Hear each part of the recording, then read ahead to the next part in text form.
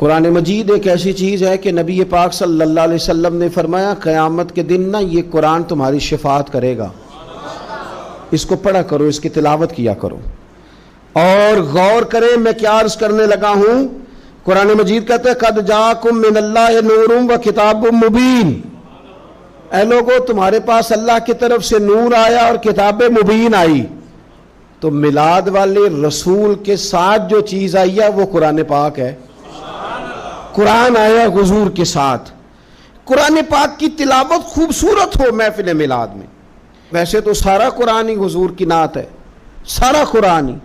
اور میں حیران ہوتا ہوں کہ نقیب اعلان کر رہا ہوتا ہے سارا قرآن حضور کی نعت ہے، نعت کا کہہ رہا ہوتا ہے سارا قرآن حضور کی نعت ہے. تو پھر ان سے کہنا چاہیے نا پڑھے چند آیتیں، سنا پھر آپ شعر ہی رہے ہیں، چند آیات کی تلاوت کریں نا، مہربانی فرمائے. آپ نے کہا ہے نا سارا قرآن حضور کی نعت ہے.